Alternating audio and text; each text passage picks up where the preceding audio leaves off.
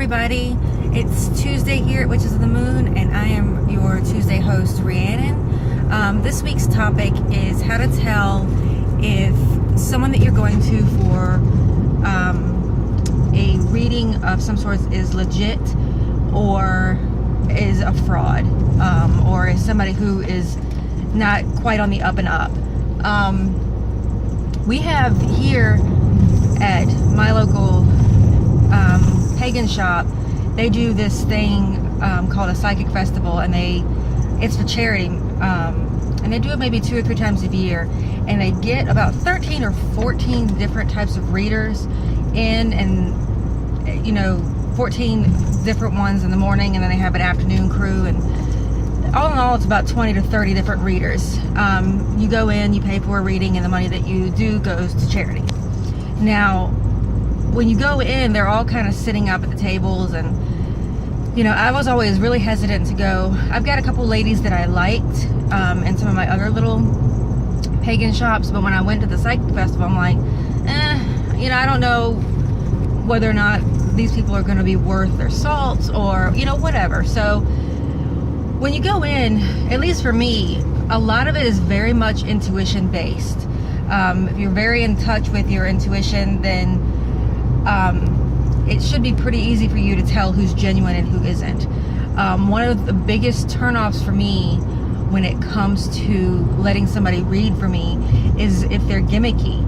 I don't particularly care for, but there's one guy there in particular who comes in and he dresses in like a magician's turban, and he's got the cape, and I'm like, I don't need all of that. I want somebody who feels real and feels genuine. That's what I want.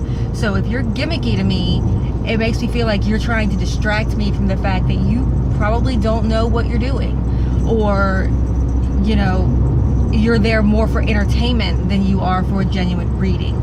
So gimmicks for sure are a huge red flag for me, that I absolutely will have nothing to do with you if you're gonna read for me. And if for whatever reason it's one of those things where a group of friends decide, hey, let's go get our palm read or something, and I'm gonna really take it with a grain of salt. That's the biggest key. I've had a couple of people who I've had readings with where I just didn't get a good vibe from them. We had another instance at a Mind Body Spirit Expo, and you could tell that the people at this particular booth were not on the up and up. It was just people were walking away from that booth exhausted and just a negative, nasty feeling all through them. And what they were selling were these wands that had this crystal quartz at the end, and they were like advertising it as a massager that had a crystal point at the end. So they were like, it's drawing out your negativity, it's drawing out all that negative energy. And my husband, I'm sorry, I got all steering wheel. Anyway, but my husband watched them massage me with it, and when I walked away, he's like, how do you feel? And I was like, like, why? And he's like, because she's pointing the quartz at herself.